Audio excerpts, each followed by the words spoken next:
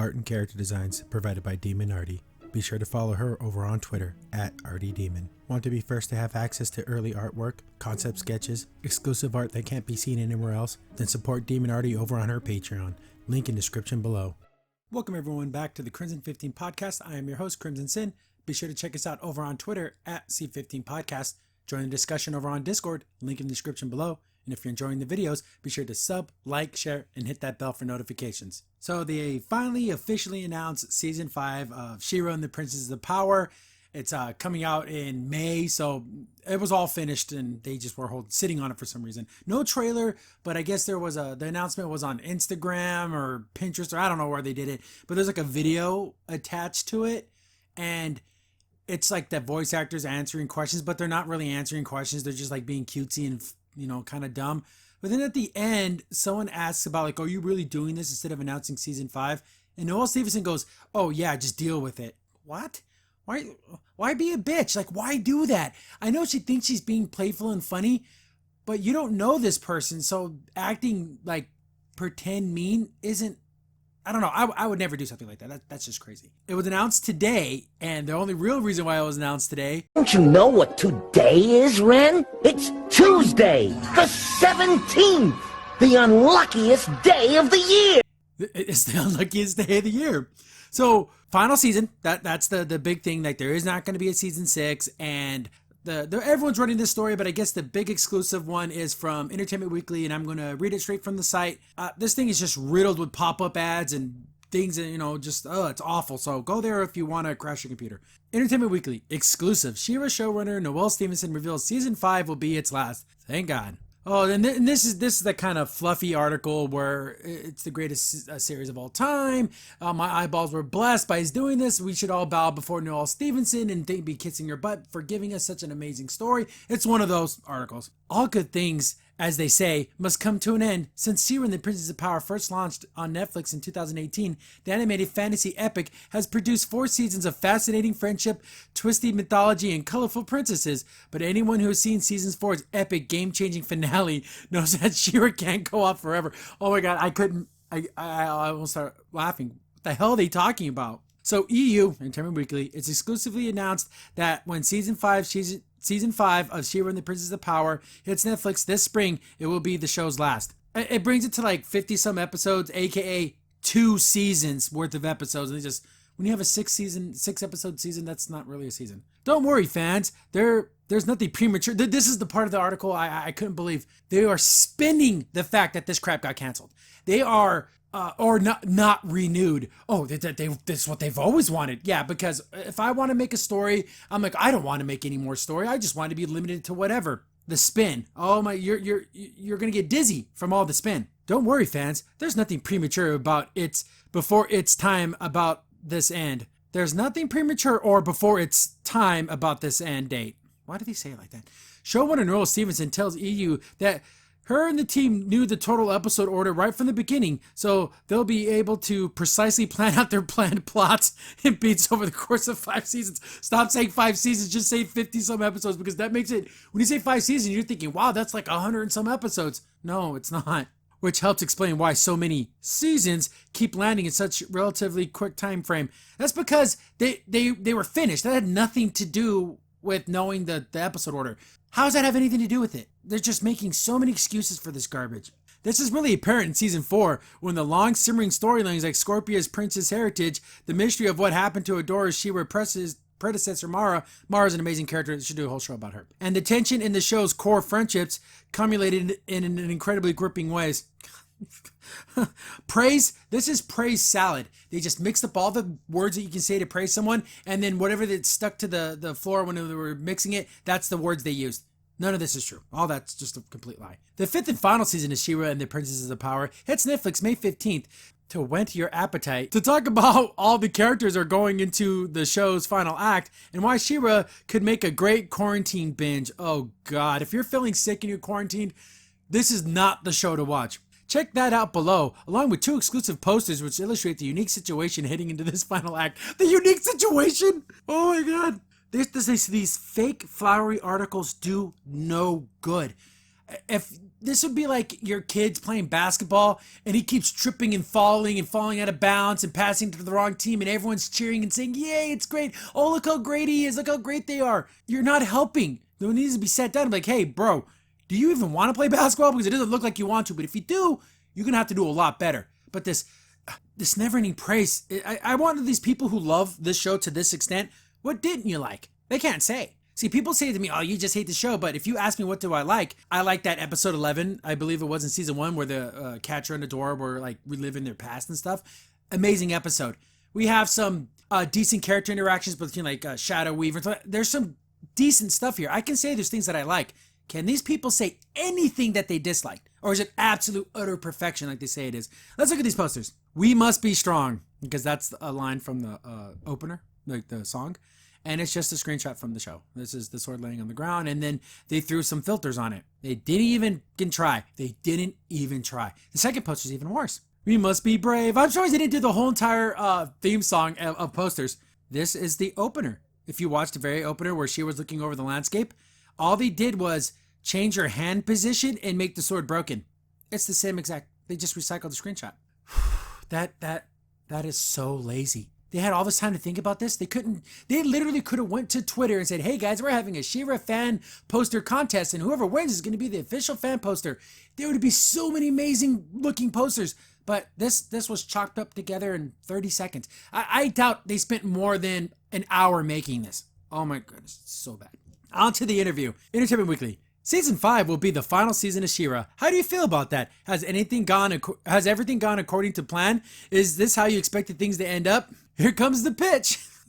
The slow pitch. It's a slow pitch softball with the friggin' all-star batter. That's what this is. They're not going to push her on anything, I guarantee it. It has been such an incredible journey so far. Just getting to share these seasons that are already out and seeing their reactions. I wonder if she ever watched my reactions. I do feel very lucky because we knew from the very beginning that our episode order was, so we got to tailor the story very specifically to how long the show was going to be. It was tailored to be 52 episodes.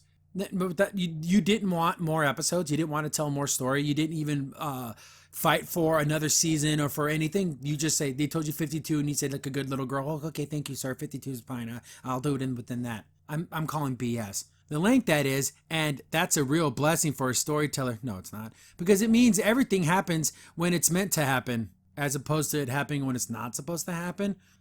The story definitely evolved along the way. Has it? For people who worked on it and following the story threads that seemed right, the threads that seemed right, and where the characters led us. Where did they lead us? Well, I guess Catra's only character, but she went awful in season 4. We set out with the plan. We executed that plan, and it's very satisfying to see it wrap up like this. I'm very happy with where we got to with this story. I'm really excited for people to see it. I hope they'll be as happy as I am. She totally didn't answer the question. Oh, I guess she kind of did. I don't buy it though. What are you proudest of from season 4? Oh, I can only imagine. Season 4 was where we really hit our stride as a crew. Oh, it only took you 4 seasons, right? With the stories that we were telling, everything started falling into place towards the beginning of season 4. Did it? These are the stories that we want to be telling. How can we work in a world full of magical princesses and rainbows? You mean all the betrayal and deceit and lying and Glimmer acting like a complete bitch all the time? And you mean those were the stories you wanted to tell? I guess that just speaks volumes of the people working on the show if they really honestly feel this way. And tell stories that feel relevant and powerful to the people who are going to watch it. How is this relevant to anybody? I can understand, okay, you can be like, oh, taking on responsibility and stuff like that was Glimmer's, got made queen, super early in her life. But they don't really play on that. She just kind of just takes over and does whatever the hell she wants. The betrayal things, again, are they talking about Double Trouble being gender neutral? Oh, jeez. I don't know how does this relate to anybody. I don't get it. While still being escapist and being fun, with the question mark? I think that's a typo, or I should read it like this now. People are going to watch it while still being escapist and being fun? Why is there a question mark? I felt that we managed to find that we found that in that season. Oh, she said that really dumb. It became this sort of story about, being an escapist sci-fi fantasy. No, it's not at all. World.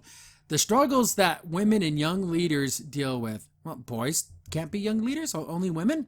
What about the non-gendered people? Did you exclude them, Noelle? You freaking bigot. That was something really personal to us. So I'm really happy with season 4, and I'm happy with the response to it. Oh, so she was happy with my response. That's good to know. That when it really came together, I love the seasons. So I love all the seasons so much, but setting up where we're going to go in season 5 from season 4, some of my favorite episodes are still coming up, but season 4 was when we learned to make the show what we wanted to be, made the show we've been wanting to make, wanted to be making. Why did she talk like an idiot? Oh, geez, that's awful. I'm sorry. If season 4 was where you really wanted the show to go, yeah, again, I read her memoir, the memoir of a 27-year-old, and all of it makes sense. All of everything she's done, it all makes perfect sense because it's just her life. I think what was cool about season 4 is that we started out telling the beats of a heroic story. Did they? But once you cement that, once you know who the characters are and what they are about, you get to dig into what it means. Adore the hero, capture the villain. But what does that mean? I don't know. Noelle, tell us. It's your effing story. How do they see themselves? What happens when what they thought was true gets flipped on its head? But the thing is, Catra always knew it was wrong. And even though She-Ra or Adora, she's still the hero, even though I'll call them the Forerunners, the first ones. Yeah, but you're still a hero. Regardless of what the situation is, you still have to do the right thing. So I don't get it. Whatever.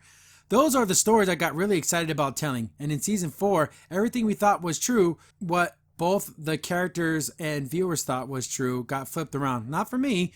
I was expecting a terrible show, and it still was terrible, so nothing got flipped. It creates a different kind of story, which is really exciting. Is it? A lot of big epic stuff happened at the end of season 4, but the two biggest takeaways seem to be that She-Ra's sword is broken and Horde Prime is here. How do you describe Adora's mindset going into season 5? I don't know why I started talking like that, but it just seemed right. Going into season 5 on board, the board has been wiped clean a little bit. Well, that's not, those two words don't make sense. It can't be wiped clean only a little bit. That doesn't make sense. That you screwed up your freaking saying there. It has been a self-contained world in a self-contained struggle where the sides of dark and light seem to be well defined at the beginning. But was it? But immediately those lines started to get blurred. Characters switched sides. Characters who you thought were evil became good, and good became evil. They're talking about Scorpia. I never thought she was ever evil. I just thought she was an idiot. Like, she just went along with whatever her people did, and she didn't necessarily have any real convictions. So, if anyone really thought she was truly evil from the beginning of the series, you're kind of a dummy. And then we started questioning what good and evil means here. No, only an idiot would do that. Saving people, not killing them, being free, having an open and just and fair society, those are good. If you have to question that, again, just stop watching shows altogether because you have a mental problem. But it was from but it was personal for them. They're fighting people they know, and then the people like Adora and Catra, they know each other very intimately. Now suddenly they have a villain who they don't know. They're getting exposed to a wider universe. Even people who have been fighting in the world domination and suddenly realizing how high the stakes are. Yes, because complete utter destruction of all your people in your history isn't high stakes enough. I guess being a universe-wide thing, it makes it more. But death is death, right? Regardless of who does it. And they know that they don't know this guy intimately, but they know they know Horde Prime's a bad dude. If they know Hordak is bad, this guy's going to be really bad. So what's there to know? For a lot of them, I think that they thought they were fighting for has become a little bit irrelevant at this point, including Adora. She assumed that she was this hero. She is a hero. That this was her destiny. It is her destiny to balance the planet and save Etheria. The whole balance the planet thing was to activate the weapon or whatever, but technically bringing balance, stopping the Horde from taking over these other kingdoms is a good thing. And then she finds out her actual purpose to be the trigger of a gun. I wish they would have shown exactly how this whole thing is supposed to work. Is it like a big giant laser blast? Is it an explosion? Who knows? And now she lost that destiny. She's still a hero, stop being a dummy, but there's still this huge threat looming and she has to do something. She has no idea what. She just knows that she has to do something. Oh, thank God. For her and for all of their characters. For her and for all of their characters. What? They have been reset a little bit. Some of them literally, like Hordak, from all their goals and motivations. A lot of them are left with nothing that is at this point. At the pretense and personas they have cultivated for themselves, they were false in some ways. No, it wasn't. The only one who was tricked was Adora, but she's still a hero. What, you're telling me Mermista does what is this even, who are they even talking about? Oh my goodness. They've been stripped away. Our characters are going to have to actually look at themselves, ask the hard questions of themselves, and figure out from there. Insert Uncle Iroh. This applies to no one but Adora. So, okay, so Frosta has to really look inside? What? Oh my goodness. A lot of that applies to several characters, but since I asked about Adora, I wanted to ask specifically about Catra too. You mentioned earlier that in the show was kind of about the challenges that young leaders face, especially young women. Again, excluding the non-genders and men, freaking bigots. And that has always been the most sympathetic part of Catra's story. Even as we are angered by her twisting the knife on people or being devious, like threatening Scorpia, and we still love her because that's great and wonderful, it's impressive to see her climb the ladder and not to be intimidated by anyone above her. What ladder? She fought Shadow Weaver and got made second place. There wasn't like this huge... What? Oh my god. And now she's face to face with the real Horde. Is she really finally out of her depth? The person giving this interview is out of their depth. Going into season 5, Catra is kind of a wild card. Like a wild cat. She's been spiraling and struggling for control this entire time. We've known her in the show. Almost like a certain showrunner that was given a show and she had no idea what she was doing. And at the time, when it was getting all this praise, she was still doing self-harm and, not getting psychological help. Maybe someone like that. Noelle, do you know anyone like that? With Adora being the hero and Catra feeling abandoned, she could have won with Adora at any time. She took the other route. She took the other route she could find. I will ascend to the top of the Horde.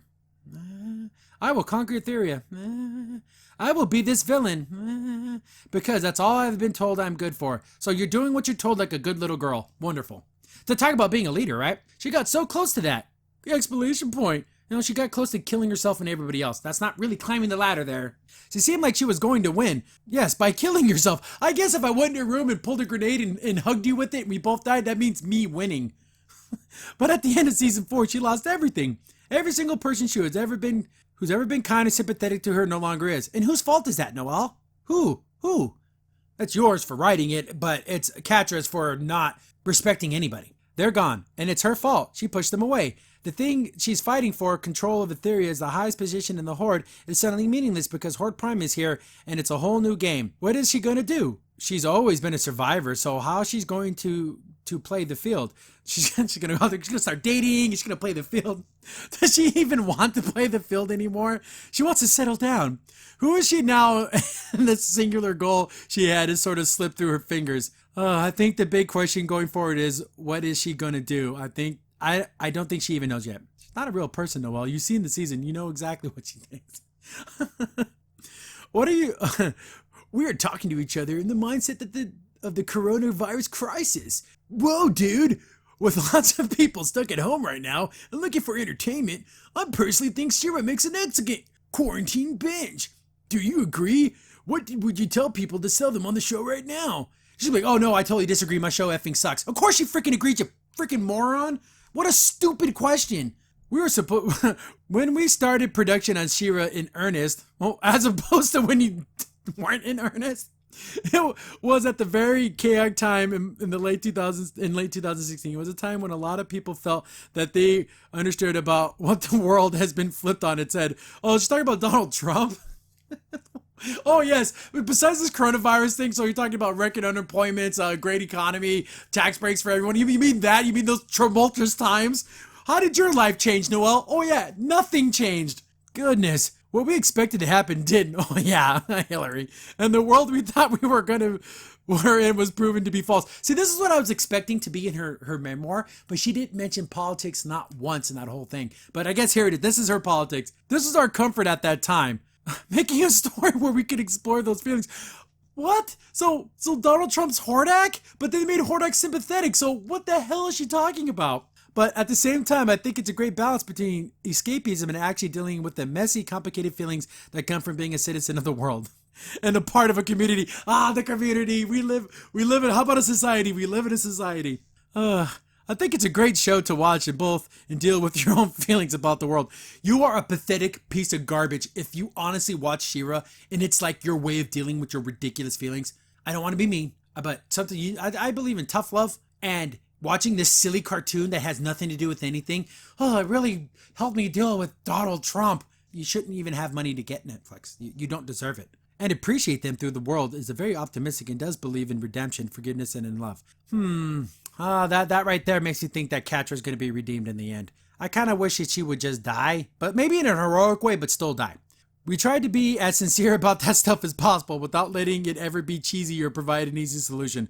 Cheesy? Well, what was it, boys' night out? We're talking about cheese.